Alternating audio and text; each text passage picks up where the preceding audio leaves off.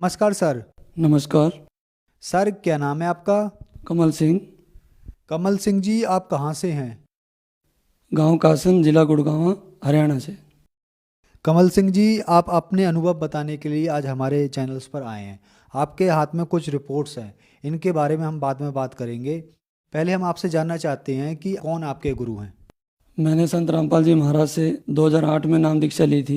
2008 में नाम दीक्षा लेने के बाद मैंने परमात्मा के नाम से अपने आप को विमुख कर लिया।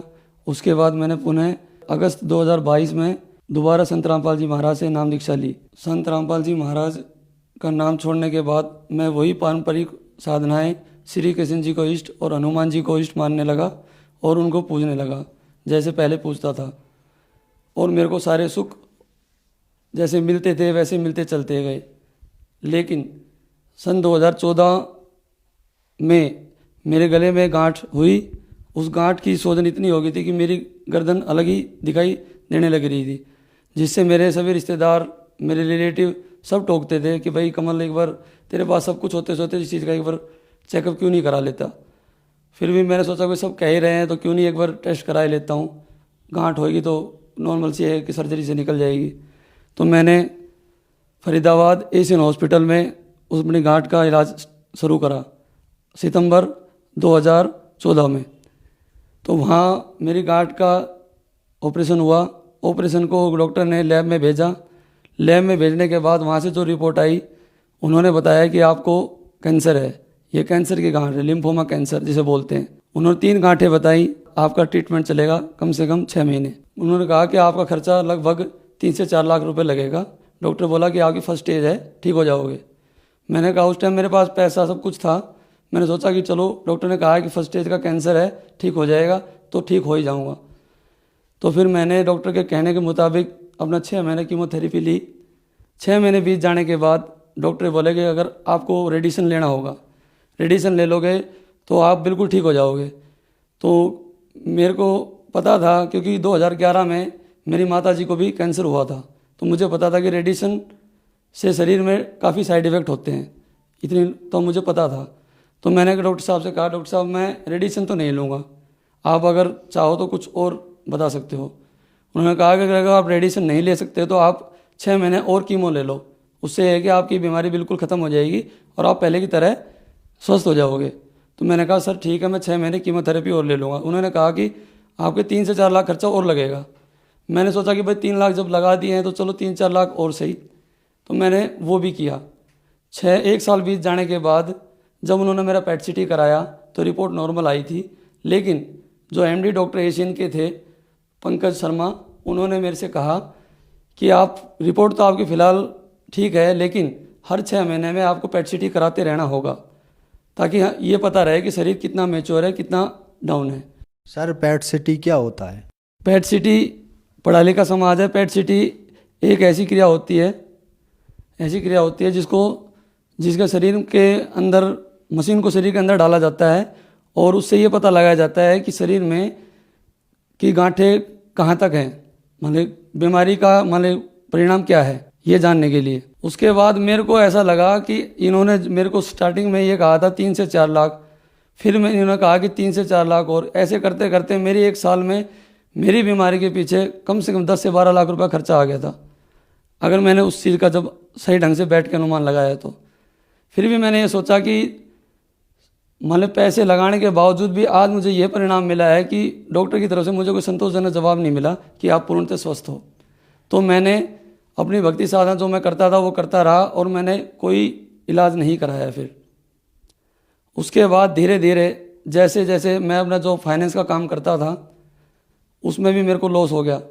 कम से कम मैं 30 से 40 लाख रुपए कर्जे में चला गया। ऐसे चलते चलते मेरे को बहुत ही डिप्रेशन और बहुत ही मानसिक तनाव होने लगा कि लोगों का कर्जा मैं कैसे दूंगा, किस तरीके से दूंगा।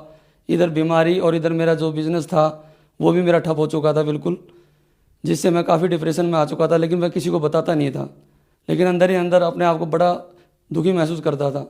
फिर भी मैं इस चाहिए में लगा रहता था कि शायद भगवान कभी मेरी सुनेगा किसी तरीके से। जिसने जो बताया, जो भी तांत्रिक ओझा सबके पास मैं गया शांति निवारण के लिए, ताकि किसी ने कहा कि आपके ऊपर शनि की ढैया है, शनि की 7.5 है, कभी कुछ कभी कुछ। तो मैं ये सब करता रहा। मेरे को संतान में लड़के सुख नहीं था। मेरी शादी को 12 साल हो चुके थे। 2018 में मुझे पुत्र की प्राप्ति हुई, तो मैं अपने आप को ये सोचने लगा कि शायद मेरा अब समय सही आ जाएगा, लेकिन ऐसा नहीं हुआ। समय को कुछ और ही मंजूर था। सन 2021 में आते आते मेरे ऊपर कर्जे का भार इतना हो गया कि मैं 50 लाख के कर्जे के नीचे आ गया था, लेकिन मैंने किसी को बताया नहीं। खुद अपने अंदर मेंटेन करता रहा, चलता रहा कि शायद ही कभी ना कभी भगवान मेरी सुनेगा। इस चाह में मैं चलता रहा। अगस्त 2021 में मेरी लड़की, जिसकी उम्र मात्र 8 साल थी, वो 2nd फ्लोर से नीचे गिर गई। मेरे ऊपर दुखों का इतना भयंकर पहाड़ टूट गया कि मैं बता नहीं सकता। उस टाइम पे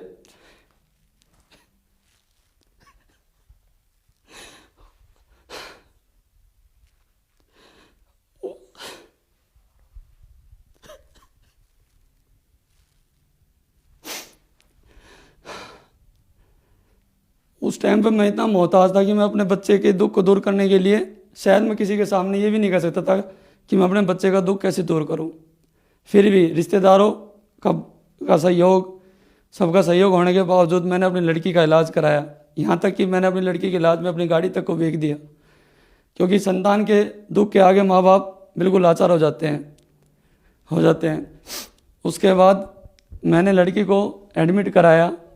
मेरी लड़की 3 दिन MRI में RV हॉस्पिटल सेक्टर 85 में एडमिट रही, लेकिन उसका कोई भी रिस्पॉन्स मेरे को नहीं मिला। क्या तकलीफ थी उसको? उसके शरीर में क्रैकिंग आ गई थी सर। 2nd फ्लोर के गिरने के बाद इतनी भारी स्लॉट बन चुके थे कि डॉक्टर साहब ये कह रहे थे कि भाई शायद ही है कि आपकी लड़की को हम बचा पाएँ। साफ साफ लफ्ज़ों में तो उन्होंने नहीं कहा, लेकिन उनकी बातों से जाहिर ऐसा ही हो रहा था। लेकिन फिर भी मैंने भगवान में चाह रखी, भगवान से मांगता रहा, जिसे मैं इष्ट मानता था, श्री कृष्ण भगवान को, कि भगवान जो भी मैंने अपनी लाइफ में बुरे कर्म करे हों, बुरे पाप करे हों, उनकी सज़ा मेरे बच्चे को ना दो। मैंने सब कुछ भगवान के ऊपर छोड़ दिया कि भगवान अब तू ही है जो कुछ है। लेकिन बड़े भाई साहब दिनेश भगत जी के अनुसार उन्होंने जो मेरे को बताया, उन्होंने कहा कि भाई तू मेरी बात मान, परमात्मा से अरदास लगा। संत रामपाल जी महाराज, उनके कहने से फिर भी मेरे को ऐसा लगा कि नहीं, भगवान तो मैं जिसको मानता हूँ वही है, सब कुछ करने वाला वही है। मैं अपनी भक्ति में लीन रहा। उसके बाद ज़्यादा जोर देने के बाद भाई साहब ने कहा कि भाई देख ले कमल, तू यहाँ पे 3 से 4 लाख रुपए तू लगा चुका लड़की के पीछे, और वो भी पता नहीं, लड़की का कोई रिस्पॉन्स भी नहीं है इलाज में, तो आगे क्या होगा। तो उस टाइम गौतम भगत जी रात को 11 बजे मेरे पास आए, मेरे को वहाँ से उठाया। मैं बेंच पे रो रहा था। मैंने अपनी लड़की का तो मेरे से बयान नहीं हो पाया, तो मैं रोते रोते गौतम भगत जी बोले आप मेरे साथ चलो। गौतम भगत जी मुझे बाहर लेके गए। उन्होंने मेरे को सांत्वना दी, चुप कराया। उसके बाद उन्होंने बताया कि कमल भाई देख, तेरे ऊपर कितने दुख टूटे, आज तक तेरे को कोई सुख मिला हो तो बता, लेकिन तूने सुख की चाह में सब कुछ, मतलब तेरे को सब कुछ होते हुए भी तूने सच्चे परमात्मा को याद नहीं किया। ठीक है, मैं उनकी सारी बातें सुनता रहा, लेकिन मेरे कहने मात्र से एक बार सच्चे परमात्मा से अरदास ला के देख। परमात्मा वो दयालु परमात्मा है जो सब अपने भक्तों को दुखी नहीं देख सकते, और वो सब कुछ ठीक कर देंगे। उन्होंने बताया कि आप एक बार संत रामपाल जी महाराज से अरदास लगाओ, वो आपकी सारी बातें पूरी करेंगे। तो मैंने उनकी बातें सुनी। अपने मन ही मन में यही विचार लगाया, हे बंदी छोड़, अगर आप हो, सच में आप हो, मैंने आपका ज्ञान 2008 में सुना था, लेकिन आज सच में अगर आप हो तो मेरी लड़की को पहले जैसा स्वस्थ कर दो। बस मैंने मन में इतने भाव बनाए थे, वो भाव मैंने गौतम भाई साहब के सामने भी नहीं रखे। उनको सिर्फ मैंने एहसास भी नहीं होने दिया कि मैंने अपने मन में ये बयां किया है। और उसके आधे घंटे के बाद लड़की को हमारे रूम से बाहर निकाला गया। डॉक्टर साहब ने कहा कि अगर सुबह 8 बजे तक लड़की को होश आ जाता है तो लड़की ठीक है, नहीं तो हम कुछ नहीं कह सकते। फिर भी ये भरोसा था कि भाई लड़की शायद ही, पता नहीं अब क्या होगा। तो ऐसे करते करते सुबह के जब 8 बजे, लड़की को 7 बजे ही होश आ गया। और लड़की ने सबसे पहले अपने मुंह से, जो लड़की 10 दिन से कुछ बोली नहीं थी, सिर्फ इशारों में बात कर रही थी, वो लड़की बोली पापा। ये सुन के मुझे बहुत अच्छा लगा। मैं सोचा कि शायद मेरे इष्ट ने मेरी सुन ली। तब भी मैं श्री कृष्ण जी भगवान को सर्वोपरि मान रहा था, लेकिन उस परमात्मा को मैंने बिल्कुल भी क्रेडिट नहीं दिया। मैंने सोचा कि शायद जिस भगवान को मैं इष्ट मानता हूँ उसने मेरी सुन ली। मेरे को परमात्मा ने वहाँ पे भी, संत रामपाल जी महाराज ने वहाँ पे भी मेरा समर्थन किया, और मेरी लड़की को बिल्कुल पहले की तरह डॉक्टर के मुख से ये कहला दिया कि आज आपकी लड़की बिल्कुल ठीक है। वहाँ भी मैंने अपने इष्ट भगवान श्री कृष्ण जी को ही क्रेडिट दिया, ना कि संत रामपाल जी महाराज को। जब मैं हॉस्पिटल से लड़की को लेके आया था तब मैंने गौतम भाई साहब से ये कहा था कि मेरी लड़की जब पूर्णतः ठीक हो जाएगी तो मैं संत रामपाल जी महाराज से नाम दीक्षा लूँगा। लेकिन लड़की के पूर्णतः ठीक हो जाने के बाद भी मैं नाम दीक्षा लेने नहीं गया और अपने सांसारिक सुखों में फिर खो गया। ऐसे करते करते जब 2 महीने बीत गए तब मैंने सोचा कि आज मेरे सारे काम निपुण हो गए, मेरी लड़की मेरे बच्चे सब ठीक है और मेरा काम कार्य सिद्ध हो चुका है। मैं उस चीज़ में अहंकार में इतना आ गया था कि मांस मदिरा के सेवन में इतना खो गया कि जो मैं काम सुबह शाम को किया करता था वो मैं सुबह दोपहर किसी टाइम भी शुरू हो जाता था, लेकिन मैंने कभी परमात्मा को सच्चे मन से याद नहीं किया। ऐसे करते करते जब 3 महीने बीत गए मेरा शरीर कमज़ोर होने लगा धीरे धीरे। तो मैं सोचा कि शायद घर का काम चल रहा है, इसी वजह से थोड़ी टेंशन और डिप्रेशन की वजह से शरीर कमज़ोर हो रहा है। मेरी अब इतनी हैसियत नहीं थी कि मैं अपना दोबारा इलाज एशियन में करा सकूं, क्योंकि मेरे पास कर्जे की मार इतनी ज़बरदस्त थी तो जो मैंने किसी को बताया भी नहीं था। वो बात सिर्फ मेरे और मेरी पत्नी के तक सीमित थी। मेरे ऊपर 50 लाख का कर्जा हो चुका था, जिससे कि मैं अपनी बीमारी को अफोर्ड नहीं कर सकता था। मेरे एक रिलेटिव के कहने से मैंने सोचा कि भाई एम्स दिल्ली में शायद इस चीज़ का इलाज संभव हो सके, तो मैंने अपना इलाज वहाँ शुरू कराया। वहाँ पे जब उन्होंने मेरा इलाज स्टार्ट किया तो उन्होंने मेरा सबसे पहले एफएनसी कराया, जो मेरे शरीर के अंदर गांठें थी। उस एफएनसी की डेट 15 दिन के बाद जो रिपोर्ट आई उसमें मेरे को NHL, जिसे नॉन हॉजिकल लिम्फोमा बोलते हैं, वो पाया गया, जिसे हम शुद्ध भाषा में ये भी कह सकते हैं ब्लड कैंसर। जो खून के अंदर एक स्लॉट बनता है, खून में गांठें हो जाती हैं, जो कि मैं अपनी रिपोर्ट साथ ले आया हूँ, जो मैं आपको दिखाना चाहता हूँ। ये जो आप पूरे शरीर में काले काले धब्बे दिखाई दे रहे हैं, ये मेरे पूरे शरीर में ब्लड कैंसर की गांठें हैं, जो कि खून की नसों के अंदर होती हैं। जिसे आप डॉक्टरी रिपोर्ट के अनुसार जो उन्होंने स्टेज निकाली वो मेरी 4 स्टेज एडवांस थी, जिसमें यह कहा जाता है कि इंसान 3 से 4 महीने ही शायद पकड़ता हो।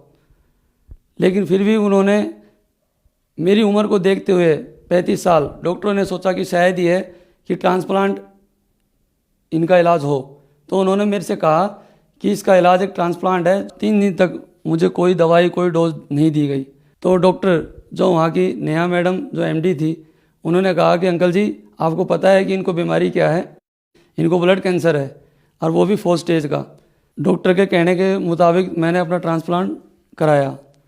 ट्रांसप्लांट कराने के बाद जब मेरे को घर लाया गया तो मेरा शरीर इतना कमज़ोर हो गया था कि मेरा शरीर का वज़न मात्र 48 किलो रह गया था, जो कि 65 किलो था। मैंने सोचा कि आज मैंने ट्रांसप्लांट करा लिया है, जो डॉक्टर के मुताबिक जैसा डॉक्टर ने बताया था, तो मैं ठीक हो जाऊंगा। मेरे मन में ये भाव थे। उसके बाद डॉक्टर के डिस्चार्ज करने के बाद मेरी हालत, उसके 1 हफ्ते के बाद मेरी हालत इतनी बिगड़ गई कि शायद मैं बता नहीं सकता। मेरी प्लेट 20,000 जो कि डिस्चार्ज होने पे मेरी 1,25,000 थी, मात्र 20,000 आ गई। मेरा ट्रांसप्लांट भी सक्सेसफुल नहीं हुआ है। वहाँ मेरा सारे संशय ख़त्म हो गए, जो भी मेरे मन में थे कि मैं ठीक होऊंगा या ठीक हो जाऊंगा। उसके बाद जब मैं घर आया तो मेरे अंदर वो एनर्जी नहीं थी जो पहले थी। मैं बिल्कुल टूट चुका था अंदर से, लेकिन मैंने किसी को नहीं बताया, अपने अंदर ही अंदर उस बातों को रखा। उसके 1 हफ्ते के बाद मैंने के अंदर ये प्रेरणा हुई कि भाई इंसान का सब जीवन व्यर्थ है जब तक कि गुरु ना बना लिया जाए।